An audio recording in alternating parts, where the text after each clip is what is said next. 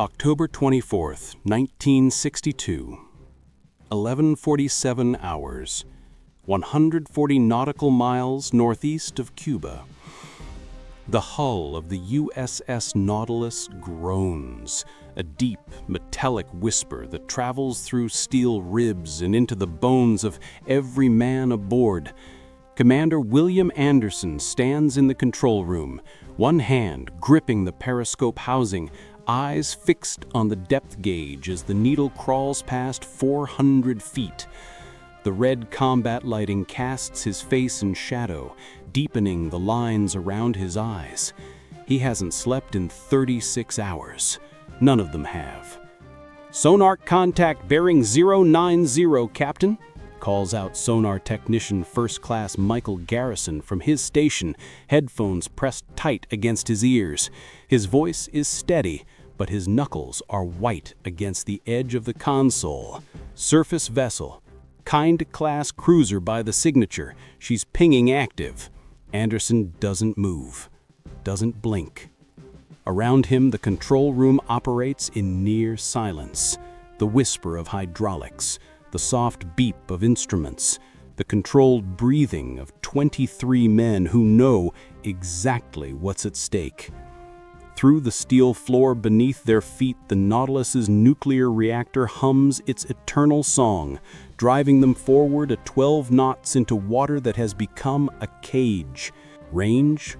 Anderson's voice is quiet, calm. The kind of calm that only comes from commanding men in situations where panic means death. 8,000 yards and closing, sir. She's on an intercept course. Outside, beyond the pressure hull, beyond the black Atlantic water pressing in at 175 pounds per square inch, 11 Soviet warships are hunting. They know the Nautilus is here. They've known since yesterday morning when a Soviet reconnaissance aircraft spotted their periscope wake during what should have been a routine surveillance sweep along the Cuban coast. What was supposed to be an intelligence-gathering mission, photograph the Soviet freighters, count the missiles, get out clean, was become something else entirely. Anderson releases the periscope housing and moves to the chart table where Lieutenant Commander Bradford stands with a grease pencil hovering over the navigation plot. The chart is covered in red circles, estimated positions of Soviet vessels based on sonar contacts over the past 14 hours. They form a noose. "Show me the thermocline data," Anderson says. Bradford pulls out a separate chart, temperature gradient measurements taken during their descent. The line drops sharply at 380 feet, then again at 520 feet. Two distinct thermal layers where warm surface water meets cold, deep Atlantic current. Natural boundaries in the ocean where sound waves bend, refract, scatter, where submarines can hide. "The second layer is strong, Captain," Bradford says, tracing the line with his finger. "Temperature differential of 11 degrees. If we can get below it..." "Sonar contact bearing 270, Garrison interrupts. "Another surface vessel, destroyer class, range 7,000 yards and closing." Anderson's jaw tightens. Two ships now. They're coordinating, boxing him in. Standard Soviet anti-submarine doctrine. Use active sonar to flush the target up where you can kill it, then converge from multiple vectors. And it works. It works because most submarines can't stay deep forever, can't hide indefinitely. Most submarines eventually have to surface. But the Nautilus isn't most submarines. She's the world's first nuclear-powered submarine commissioned just 4 years ago, capable of staying submerged for months at a time. No need to surface for air, no need to snorkel and expose her position.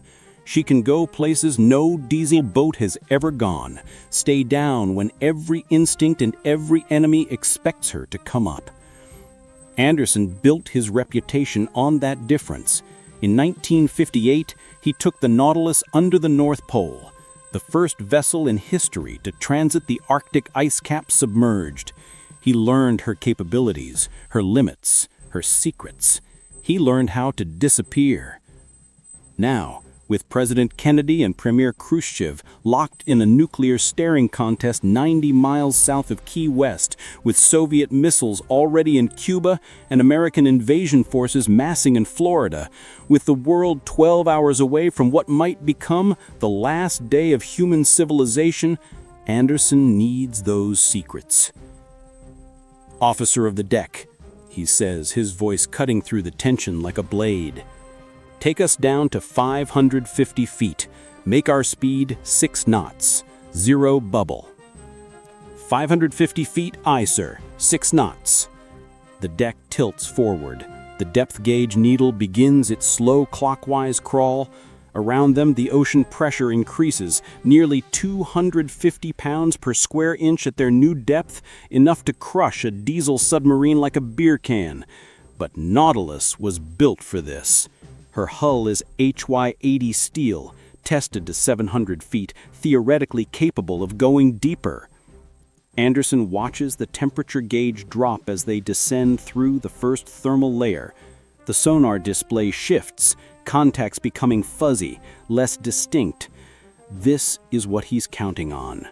The physics of underwater acoustics, the way sound waves bend, refract, scatter, between water masses of different temperatures. Passing 500 feet, the diving officer reports. "Sonar, report contact status." Garrison adjusts his headphones, his face illuminated by the green glow of his display. "Both surface contacts still pinging, Captain, but signal strength is degrading. They're losing us in the layer." "Good," Anderson allows himself one measured breath. "Maintain this depth. Come left to heading 225. Let's see if we can slip past them while they're blind." The Nautilus banks slowly, her massive hull responding to rudder and planes with the grace of something born to the deep. Above them, Soviet sonar operators are staring at their screens, watching the American submarine signature fade, scatter, disappear into the thermal noise of the ocean itself. They'll be reporting to their captains right now, explaining that they've lost contact, requesting permission to change search patterns. But Anderson knows they won't give up. This isn't a training exercise. This is the Cuban Missile Crisis, and every Soviet ship in these waters has orders to find American submarines, track them, and, if necessary, stop them by any means required. He looks around the control room at his crew. Young men, most of them, barely out of their 20s. Garrison at sonar, Bradford at the chart table, Lieutenant James Kelly at the helm, hands steady on the controls. They trust him. They believe he can get them out of this. He intends to prove them right. "Captain," Garrison says, his voice suddenly tight. "New contact, bearing 350. Destroyer class, range 6,000 yards and closing fast." 3 ships now. The noose is tightening. Anderson's eyes narrow as he studies the sonar display over Garrison's shoulder. 3 red blips now, forming a triangle around their position. The Soviets aren't searching randomly anymore. They're executing a coordinated sweep pattern, the kind you use when you know your target is in a specific area but can't get a solid lock. Which means they still have some idea where Nautilus is, even below the thermocline. "They're tracking our wake," Bradford says quietly, reading Anderson's thoughts. "Has to be. Even at 6 knots, we're leaving turbulence. If they've got good sonar operators." "They do." Anderson cuts him off. "These aren't conscripts. These are Baltic Fleet crews, best the Soviets have." He straightens, his mind already 3 moves ahead. "Sonar, I need you to listen for biologics, anything between us and that destroyer on bearing 350. Garrison's fingers dance across his controls, adjusting filters, narrowing frequency bands. "Copy that, Captain. Searching for..." "Wait. Yes, sir. I've got something. Shrimp colony sounds like. Large concentration, bearing 005, range approximately 4,000 yards. A thin smile touches Anderson's lips. Shrimp. tiny crustaceans that produce one of the loudest sounds in the ocean relative to their size. Millions of them clicking their claws simultaneously create an acoustic wall that plays havoc with sonar systems. Natural camouflage. Plot a course that takes us through that colony, maintain depth and speed. Sir? You heard the order, Mr. Kelly. Come right to 005. The Nautilus turns, her bow swinging toward the biological noise source. In the sonar room, Garrison watches his screen fill with the crackling static of shrimp activity. It sounds like radio interference, like electrical noise, like anything except what it actually is. And somewhere above them, Soviet sonar operators are hearing the same thing, watching an American submarine signature merge with and disappear into a wall of biological static. Contact on bearing 270 is changing course, sir. She's turning away, sir, moving to search another sector. 1 down, 2 to go. But Anderson knows this is just the opening move. The Soviets will adapt. They'll bring in more ships, adjust their search patterns, maybe even deploy helicopters with dipping sonar once the sun comes up. Right now, Nautilus has the advantage of darkness and depth. In 6 hours, that advantage disappears. Time to dawn, Anderson asks. Bradford checks his watch. 0547 local, sir. 4 hours, 38 minutes.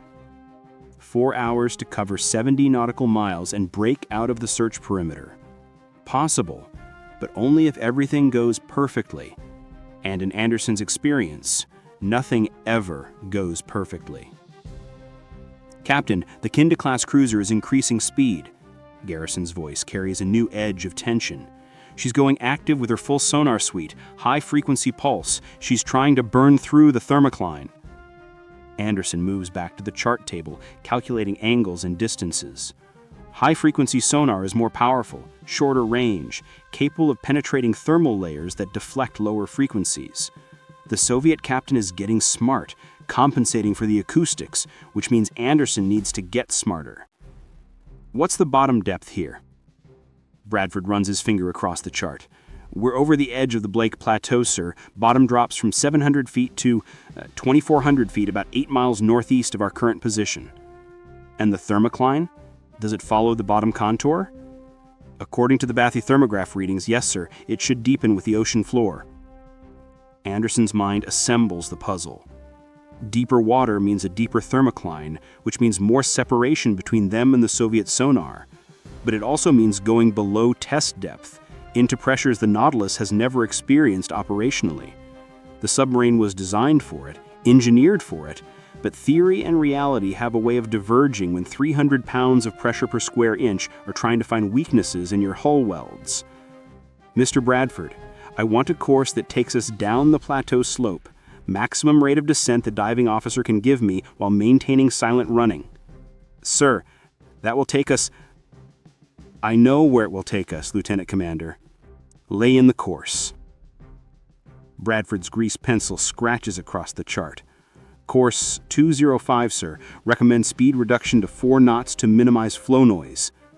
Make it so. Diving officer, prepare to take us to 650 feet, then 700 on my mark. A pause. A heartbeat of hesitation from the diving officer, Lieutenant Paul Sinclair. Captain, 700 feet is test depth. We've never... I'm aware, Mr. Sinclair. Anderson turns to face him, and something in his expression, not anger, not impatience, but absolute certainty, ends the discussion. The hull will hold. Take us down. The Nautilus's bow drops again, angling toward the deep. The pressure gauge climbs. 600 feet, 625, 650. Around them, the submarine's hull begins to sing. A high-pitched creaking as steel compresses, as rivets take up load, as every joint and seam adjusts to forces they were never meant to endure for long. At his station, Garrison's face is pale. He can hear it through his headphones, the sound of their own ship protesting, groaning, crying out in frequencies that carry through water like a beacon. Captain, we're getting loud. The hull noise... is still quieter than active sonar, and we're putting the thermocline between us and them. Report contacts. The Kinda-class cruiser she's losing us, sir. Signal strength dropping. The destroyer in 350 is still pinging, but her returns are scattered. They're searching the wrong depth band. Passing 700 feet, Sinclair announces. Hull integrity holding. No leaks reported from any compartment. Anderson releases a breath he didn't know he was holding. Around him, the crew in the control room does the same. A collective exhalation. A shared moment of relief. But he knows this is temporary. They're not safe. Not yet. Not while they're still inside the Soviet search perimeter. Level off at 720 feet, maintain course and speed.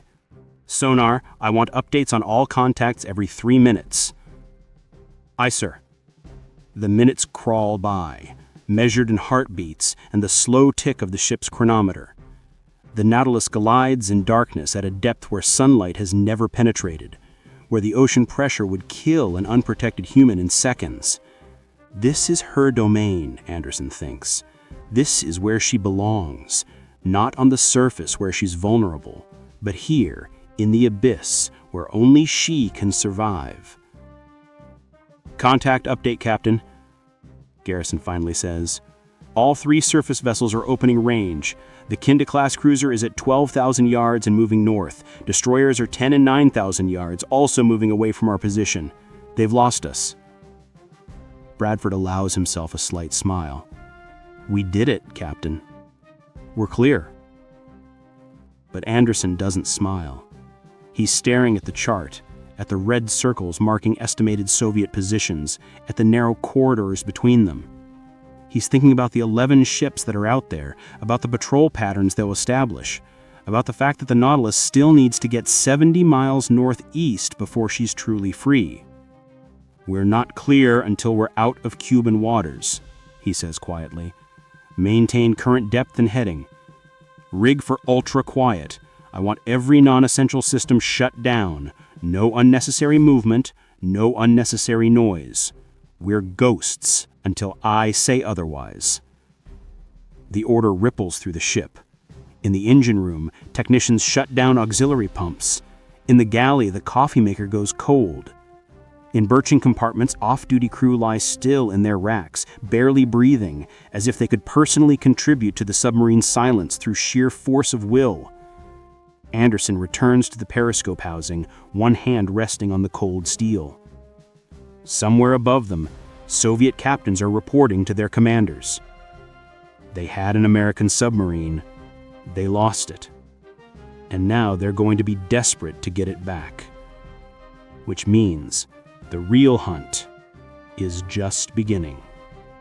For 2 hours, the Nautilus creeps northeast through the deep Atlantic like a steel phantom. Anderson remains in the control room, drinking cold coffee that tastes like rust, watching the sonar display as Soviet contacts drift across the screen in search patterns that grow increasingly erratic. They're frustrated, confused. An American nuclear submarine doesn't just vanish, but the Nautilus has. At 0214 hours, everything changes. Captain, new contacts, Garrison announces, his voice stripped of the relief it carried earlier. Multiple surface vessels, bearing 045 through 120. I'm counting 8 ships. They're forming a line across our projected course. Anderson is at the sonar station in 3 strides. The display shows exactly what Garrison described. A picket line of Soviet warships stretched across 15 miles of ocean, spaced at 2-mile intervals. Perfect geometry, perfect tactics. Someone on the Soviet side has stopped reacting and started thinking. They're not searching anymore, Bradford says, joining them. They're blocking. Get me their speed and heading. Garrison's fingers fly across his controls. All contacts maintaining 5 knots, heading 270. They're moving perpendicular to our course, sir. If we maintain current heading and speed, we'll intercept the line in approximately 90 minutes. Anderson studies the tactical picture, his mind processing variables, speed, range, acoustic conditions, fuel reserves, time until dawn. The Soviets have shifted strategy. They can't find the Nautilus, so they're forcing him to come to them, or forcing him to turn around, abandon his mission, retreat into the Atlantic where more Soviet submarines are likely waiting. A trap, elegant in its simplicity. What's the spacing between their ships again? 2 miles, sir, give or take. 2 miles. At 720 feet depth, with the thermocline masking their signature, the Nautilus could theoretically slip between 2 ships without being detected. Theoretically. But theory assumes perfect conditions, perfect silence, perfect execution. It assumes the Soviets don't get lucky. It assumes nothing goes wrong.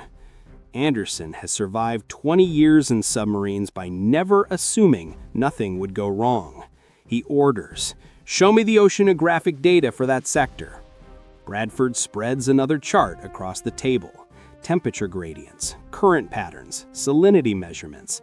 Anderson's eyes track across the data, searching for an advantage, an edge, anything that might tilt the odds in their favor. There, a notation in the margin. Cold core eddy approximately 12 nm diameter. Center position 24 degrees 45 minutes north, 76 degrees 20 minutes west. This eddy, Anderson taps the notation. When was it measured? 48 hours ago, sir. Reconnaissance flight data. And it's directly in line with that picket. Bradford measures with dividers. Yes, sir. Right in the middle of their formation. The eddy center would be approximately here. He marks the position. Between the 4th and 5th ship in their line. Anderson feels it click into place. The solution hidden in the physics of the ocean itself. A cold core eddy is a rotating mass of water, colder and denser than the surrounding sea, spinning slowly clockwise in the northern hemisphere. The temperature differential creates acoustic chaos. Sound waves refracting in multiple angles, creating false echoes, dead zones, ghost contacts. Submarine hunters avoid eddies because they turn sonar into useless noise, which makes them perfect for submarines trying to hide. "I want a course that takes us through the center of that eddy," Anderson says. "We'll use it as cover to slip through their picket line." "Sir," Garrison interjects, his face troubled, "if we can barely hear through an eddy, we won't know if they change position. We could run right into one of them." "Then you're going to have to be very, very good at your job, Petty Officer Garrison. Listen for machinery noise, propeller cavitation, anything that indicates a ship's position. The eddy will scatter their active sonar, but it won't hide their engineering plant noise if you know what to listen for." Garrison swallows hard. "Aye, Captain." "Mr. Kelly, come left to heading 035, maintain depth 720 feet, speed 4 knots. Mr. Sinclair, I want 0 bubble, keep us absolutely level. Any trim changes need to be done with whisper-quiet pump transfers." The orders are acknowledged in crisp, professional tones that mask the fear underneath. Every man in the control room understands what they're about to attempt. They're going to thread a needle at 720 feet depth in complete darkness through a maze of Soviet warships that are actively hunting them. One mistake, one noise, one miscalculation, one equipment failure, and they'll be detected. And once detected at this depth, there's no escape, no evasion, just the long fall to the bottom after Soviet depth charges crack their hull open. The Nautilus alters course, her bow swinging toward the picket line. Anderson watches the chronometer, calculating time and distance. 73 minutes until they reach the eddy. 73 minutes to prepare their crew for what's coming. "Pass the word," he says quietly. "Rig ship for ultra quiet. Condition zebra. All hands to remain at stations, no movement between compartments, secure all loose gear. I want this boat silent as a tomb." The intercom crackles once, then carries the order through every space on the submarine. In the torpedo room, weapons are checked and rechecked, then secured in their racks. In the engine room, reactor technicians monitor their gauges with obsessive focus, making microscopic adjustments to maintain steady power without fluctuation. In berthing, men lie frozen in their racks, afraid even to turn over. The Nautilus goes silent. Utterly, completely silent. At 0320 hours, they enter the eddy. The temperature gauge drops 4 degrees in 30 seconds. The submarine's hull creaks again as the colder, denser water presses against it. On the sonar display, the acoustic picture dissolves into chaos, returns bouncing at impossible angles, false contacts appearing and disappearing, the entire ocean seeming to shift and swirl around them. "I'm blind, Captain," Garrison says, his voice barely above a whisper. "The eddy is scattering everything. I can't... Wait, I've got something. Machinery noise, bearing 050, range, I can't get a good range, maybe 3,000 yards, sir. It's a Soviet destroyer. I can hear her main reduction gears." 3,000 yards, less than 2 miles, inside visual range if they were on the surface. Can she hear us? "I don't think so, sir. The eddy should be masking us just like it's masking her, but if we get any closer..." Anderson nods. "Come right to 045. Let's give her some room." The Nautilus turns, adjusting her course to maintain separation from the unseen threat. Minutes pass like hours. The only sounds in the control room are breathing and the faint hum of electronics. Every man is hyper-aware of every noise they make. The rustle of clothing, the soft squeak of a shoe on deck plates, the quiet gurgle of water in ballast tanks. The Nautilus goes silent. Utterly, completely silent. At 0347 hours, a new sound cuts through the acoustic murk. "High-frequency sonar," Garrison says. "Multiple sources. They're pinging into the eddy, trying to burn through the interference."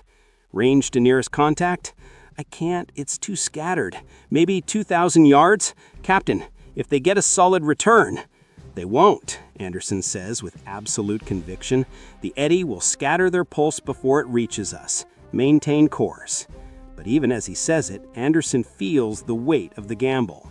He's betting everything, his ship, his crew, his mission, on oceanographic data that's 48 hours old and acoustic theory that's never been tested in combat conditions. He's betting lives on physics. The pinging continues, sharp, insistent, probing. Anderson can almost feel the Soviet ships above them, sense their frustration. They know the American submarine is here somewhere. They can feel it, but they can't find it. "Contact bearing 050 is moving," Garrison reports. She's turning away, sir. Opening range." "And the other one?" "Also moving off. Bearing 105. Range increasing." Captain, I think we're through the picket line." Anderson doesn't allow himself to believe it yet. "Maintain ultra quiet for another 30 minutes. Get us clear of this eddy, then we'll reassess." The Nautilus continues northeast, leaving the cold core eddy behind, leaving the Soviet picket line behind. Slowly, the acoustic picture clears, the sonar display returns to normal, and there, on the edge of the screen, Anderson can see the Soviet contacts. 8 ships in a perfect line, now 5 miles astern and falling away. They made it. Against odds that no sane commander would have accepted, they made it. Bradford is grinning.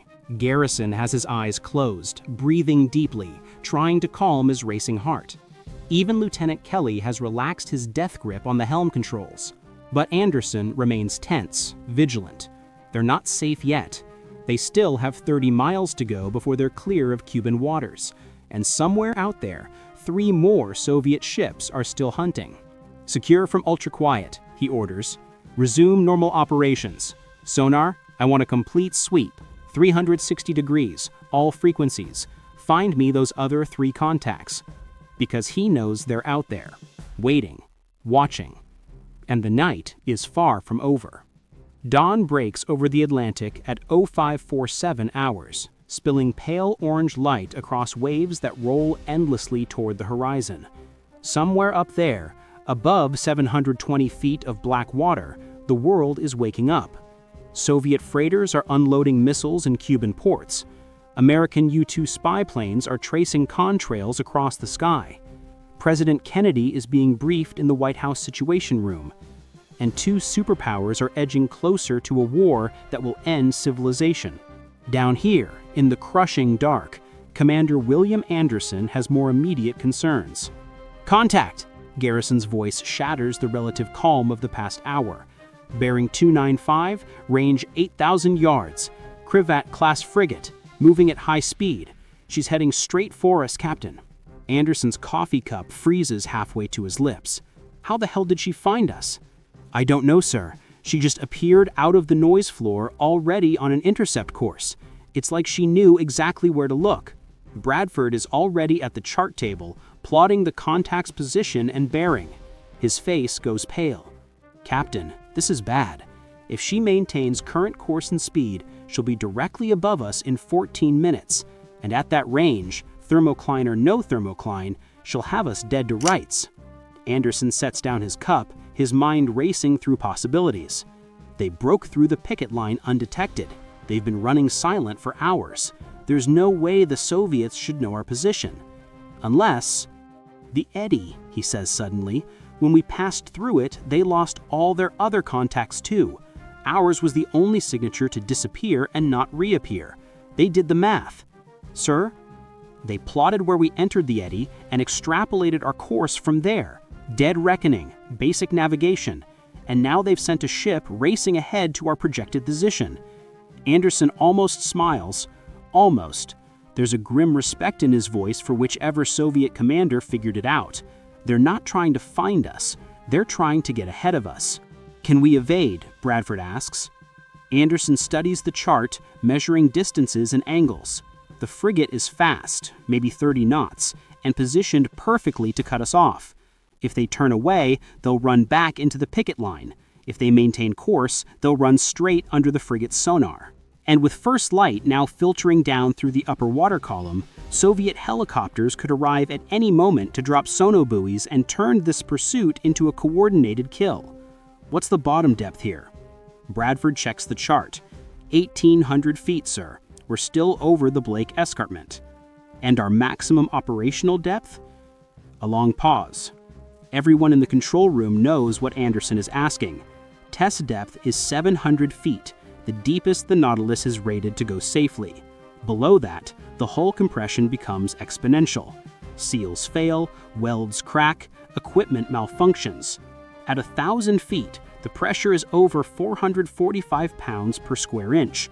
At 1,200 feet, it approaches 540 psi, more than the Nautilus was ever designed to withstand. "Captain," Sinclair says carefully, "I wouldn't recommend going below 800 feet. At that depth, we're already pushing the structural limits. I didn't ask for recommendations, Lieutenant. I asked for maximum operational depth. What does the engineering manual say?" Sinclair's jaw tightens. "Crush depth is calculated at 1,400 feet, sir. But that's theoretical. We've never tested it. We don't know if the hull can actually..." "Then we're about to find out. Diving officer, take us down to 950 feet. Make your descent angle 10 degrees. Do it smoothly." The control room goes absolutely silent. Even the normal background chatter from other compartments over the intercom seems to die away. 950 feet.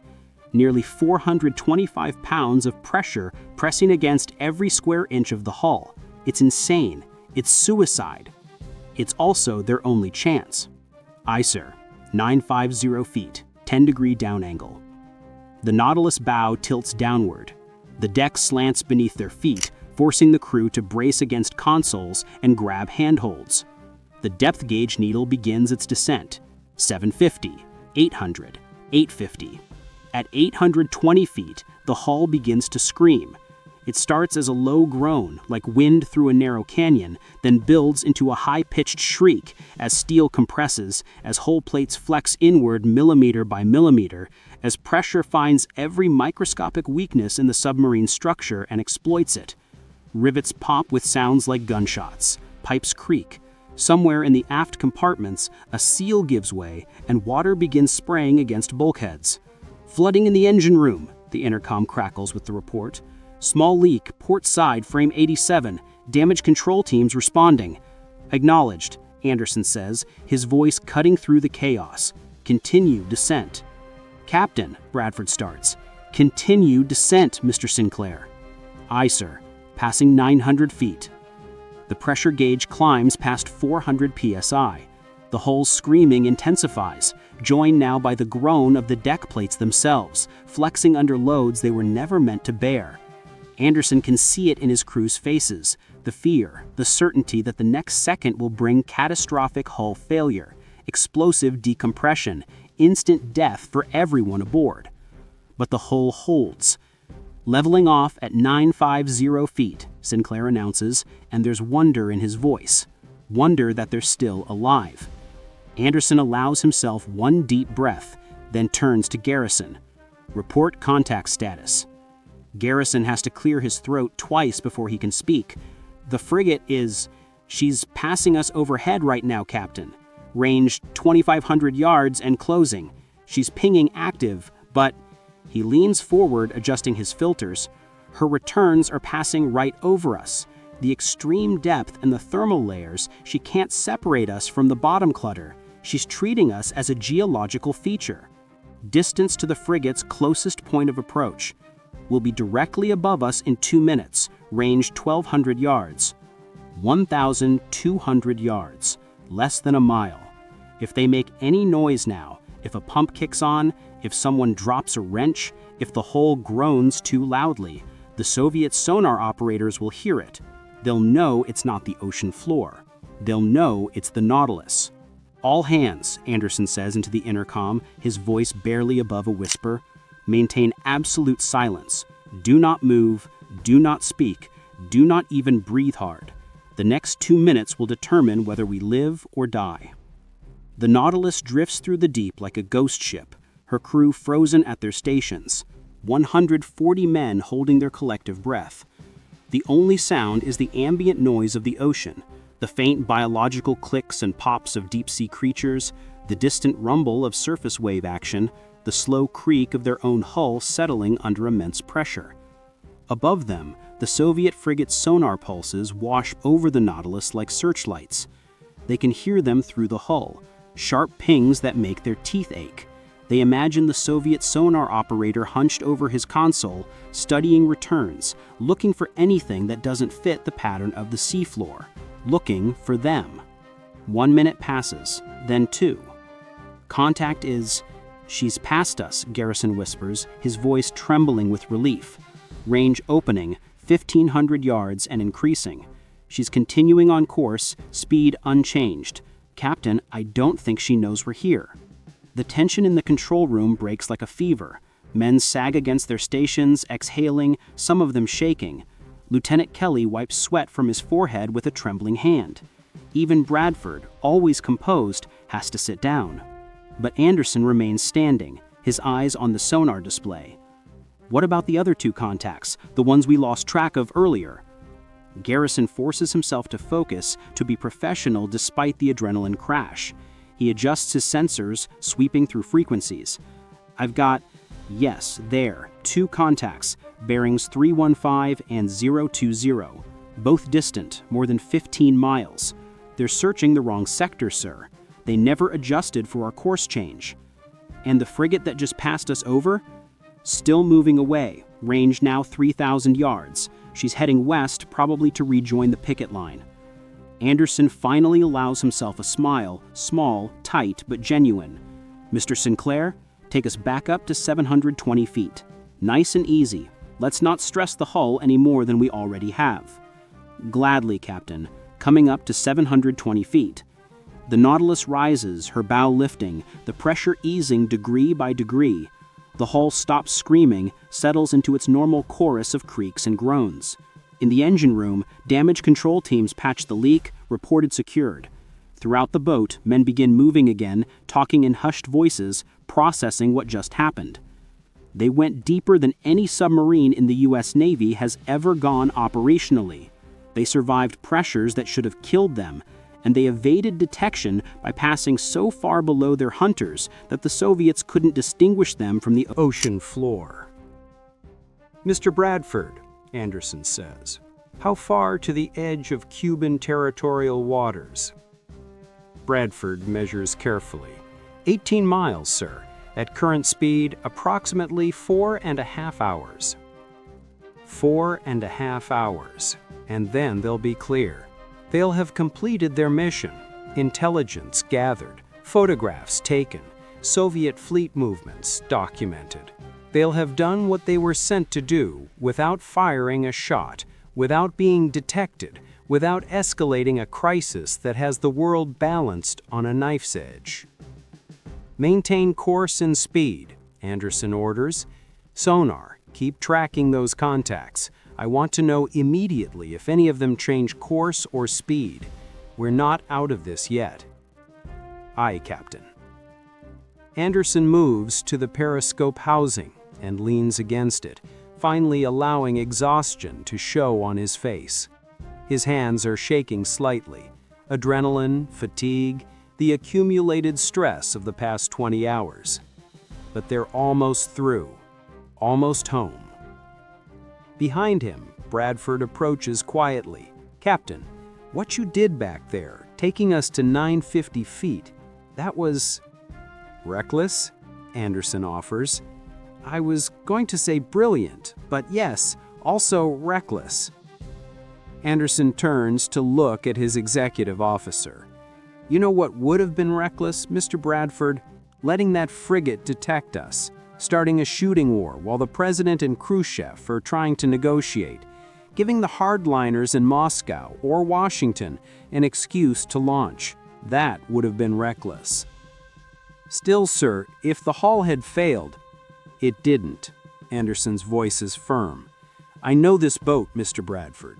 I've been her captain since she was commissioned. I know what she can do, what she can survive, and I knew..." He pauses, choosing his words carefully. "I believed she could handle it." Bradford nods slowly. Believed, not knew. "In this business," Anderson says, turning back to face the control room, "belief is sometimes all you have." The hours crawl past. The Nautilus maintains her course, maintains her depth, maintains her silence. Soviet contacts drift across the sonar display, searching, probing, gradually falling away as the submarine slips past their search perimeter. At 11:43 hours, Bradford makes a notation on the chart and turns to Anderson with something like joy on his face. "Captain, we've crossed the 12-mile limit. We're in international waters." Anderson stares at the chart for a long moment, then keys the intercom. "All hands, this is the captain. We have successfully completed our mission and are now clear of Cuban territorial waters. Well done. Exceptionally well done. Secure from silent running. We're going home." The intercom crackles with cheers from every compartment: engine room, torpedo room, berthing spaces, galley. The sound of relief, of survival, of men who have faced death and won. Anderson allows them their celebration. They've earned it, but he knows what they don't know yet, that this crisis is far from over, that Soviet ships and American forces will continue playing this deadly game for days to come, and that the world is still teetering on the edge of nuclear annihilation. But for now, in this moment, the USS Nautilus and her crew have done their part. They've gathered the intelligence their country needs. They've proven that even in the most desperate circumstances, skill and nerve and a little bit of physics can triumph over superior numbers. They've shown that sometimes the best way to win a fight is never to let the enemy know you were there. The celebration lasts exactly 11 minutes before Anderson orders the crew back to normal watch-standing routines. There's still work to be done: navigation plots to update, equipment to inspect, damage reports to file. The leak in the engine room needs proper assessment. The hull needs to be checked for stress fractures after their deep excursion. A submarine doesn't stop being a machine just because the immediate danger has passed. But there's something different in the air now, a lightness that wasn't there before. Men move with purpose instead of dread. Conversations happen at normal volume instead of whispered fragments. In the galley, the cook fires up the griddle and starts making hot sandwiches for the first time in 24 hours. The smell of frying onions drifts through the compartments. Ordinary, human, alive. Anderson retreats to his cabin for the first time since they entered Cuban waters. It's barely larger than a closet. A bunk, a desk, a small safe for classified materials. He closes the door, sits on the edge of the bunk, and for the first time in 39 hours, allows himself to feel the full weight of what they just survived. His hands are still shaking. Not from fear. The fear came and went hours ago, processed and compartmentalized, the way submariners learn to process everything. No, this is something else. The physiological aftermath of extreme stress. The body's delayed reaction to decisions that could have killed everyone aboard. 950 feet. He took the Nautilus 250 feet below her rated test depth, into pressures that no American submarine had ever experienced operationally. He gambled that the hull would hold, that the welds would withstand forces the designers never intended them to face.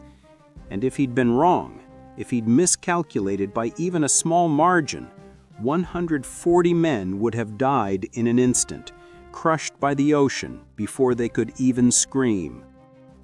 There's a knock at his door. Enter. Bradford steps in, holding a clipboard and a fresh cup of coffee. Engineering report, Captain. Lieutenant Morrison says we took the deep excursion better than expected. Minor leaks secured, no structural damage detected. He wants to do a complete ultrasonic inspection of the hull welds when we get back to Norfolk. But for now, we're fully operational. Good. I accept the coffee gratefully. And the photographs, the intelligence materials? All secured in the classified safe. Film canisters are sealed and logged. Mr. Dunbar in the photo lab says he got clear shots of at least 17 Soviet vessels, including 3 we hadn't identified before.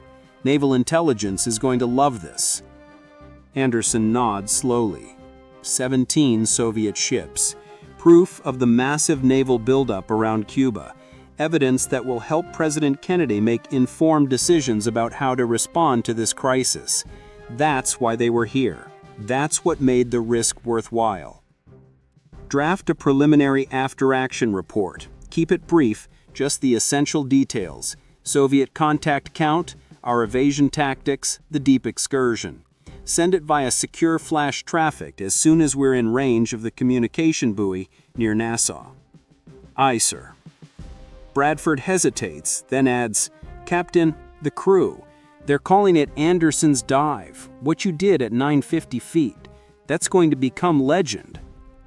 It's going to become classified, he corrects him sharply. That dive stays off the official record. The Navy doesn't need to know we exceeded test depth by that margin. They'll ask questions we don't want to answer about risk assessment and command judgment. But sir, you saved the boat. You saved all of us. Doesn't that? It demonstrates that I was willing to risk catastrophic hull failure rather than risk detection. Some admiral in Washington will look at that decision and see recklessness instead of necessity. They'll ground the Nautilus for months of inspections. They'll convene a board of inquiry. This mission stays quiet. The dive stays off the books. Understood? Understood, Captain. But for what it's worth, every man on this boat knows you made the right call. We're alive because of it. After Bradford leaves, Anderson sits in silence, staring at the gray bulkhead of his cabin. The right call. Maybe. Or maybe I just got lucky. Maybe the hull held by sheer chance rather than sound engineering. Maybe I pushed my luck 1 inch too far and only realized it after the fact. This is the weight that submarine commanders carry, the knowledge that every decision might be the one that kills everyone. Every course change, every depth adjustment, every order to maintain speed or reduce noise is a calculation of risk versus reward. And you never really know if you got it right until the moment passes and everyone is still alive. He thinks about the Soviet frigate captain who passed directly over them without knowing they were there. That man is probably sitting in his cabin right now, writing his own report, explaining how the American submarine escaped, explaining failure to his superiors. He'll be disciplined, probably, relieved of command, possibly, his career over because he couldn't find a submarine that went so deep it became invisible. 2 captains, 2 submarines, separated by ideology and politics and the cold mathematics of the nuclear standoff. Both just trying to do their jobs, both trying to keep their crews alive. Both pawns in a game played by men in suits thousands of miles away who will never know what it's like to feel your ship's hull screaming under pressure, to make decisions where wrong means instant death for everyone depending on you. Anderson pulls out a pad of paper and begins writing his report. Not the official one. That will be sanitized, edited, approved by multiple levels of command before it reaches anyone who matters. No, this is the real report. The one he writes for himself, for the historical record that maybe someone will read decades from now, when the Cold War is a distant memory and people wonder what it was like to sail submarines through crisis waters. 24 October 1962, Cuban waters. Evaded Soviet naval forces through use of thermal layer exploitation and deep submergence tactics. No shots fired, no casualties, mission successful. He pauses, pen hovering over paper, then adds one more line. Crew performed exceptionally. I have never been more proud to command these men. 3 days later, the USS Nautilus surfaces in friendly waters off the Virginia coast. The autumn sun is warm on the sail as Anderson stands topside, watching the coastline emerge from the morning haze. Behind him, the Atlantic stretches to the horizon, keeping its secrets. The crisis isn't over. Soviet missiles are still in Cuba. American forces are still mobilizing. The world is still waiting to see if Kennedy and Khrushchev will step back from the brink or step over it. But the Nautilus has done her part. The intelligence she gathered is already making its way through channels, informing decisions at the highest levels of government. When they dock at Norfolk Naval Base, there are no crowds, no fanfare, no press coverage. A submarine returning from patrol is routine, happens every day. The fact that this particular patrol involved threading through a Soviet naval blockade, evading 11 warships, and diving deeper than any American submarine had ever gone, that stays classified. That stays locked in safes and sealed in reports marked secret and buried in filing cabinets that won't be opened for decades. Anderson gathers his crew on the pier after they've tied up. 140 men standing in formation, wearing their dress blues, looking tired but proud. He keeps his remarks brief. Gentlemen, what we did out there will never make the newspapers. You won't get medals for it. Most of you won't even be able to tell your families the full story. But you should know that you performed brilliantly under the most difficult circumstances imaginable. You maintained discipline when one mistake could have killed us all. You trusted me to bring you home, and I trusted you to do your jobs. That trust, that mutual confidence is what makes this boat special. It's what makes this crew special. I'm honored to have commanded you through this patrol. Dismissed. They disperse quietly, heading off to reunions with wives and girlfriends, to shore leave in Norfolk's bars, to sleep in beds that don't rock with the motion of the sea. Anderson watches them go, knowing that most of them will never fully comprehend what they survived. They'll tell their grandchildren stories about the time they were on a submarine during the Cuban Missile Crisis, but the stories will be vague, sanitized, missing the crucial details that remain classified even decades later. Only a few people will ever know the full truth, will ever know about Anderson's dive, about the cold core eddy, about the frigate that passed directly overhead while they held their breath at 950 feet. The Navy will file the mission report, stamp it secret, and forget about it. The Soviet captains who hunted them will never know how close they came or how spectacularly they failed. That's the nature of Cold War submarine operations. Silent victories, invisible defeats. A war fought in darkness where success means nothing happens, where the greatest achievements are the catastrophes that never occurred. As it turned out, the Nautilus's intelligence proved crucial. The photographs of Soviet naval deployments helped Kennedy's advisors understand the full scope of Soviet forces around Cuba. The after-action report on Soviet search tactics informed subsequent submarine operations in the region. And the mere fact that an American submarine had penetrated the Soviet blockade undetected sent a clear message to Moscow: your naval forces cannot control these waters absolutely. 6 days after the Nautilus returned to Norfolk, Nikita Khrushchev agreed to remove Soviet missiles from Cuba in exchange for American concessions elsewhere. The crisis ended without a shot fired in anger. The world stepped back from the nuclear brink. History books would record the Cuban Missile Crisis as a triumph of diplomacy, of brinksmanship, of presidential resolve. They would mention U-2 flights and naval blockades, secret negotiations, and tense moments in the White House Situation Room. They would not mention Commander William Anderson and the USS Nautilus. They would not mention the 11 Soviet warships that hunted an American submarine through Caribbean waters while the world held its breath. The captain who took his boat deeper than any submarine had gone before because survival demanded it, and the crew who trusted him enough to follow him into the abyss. Some victories are meant to stay silent. Some heroes are meant to remain invisible.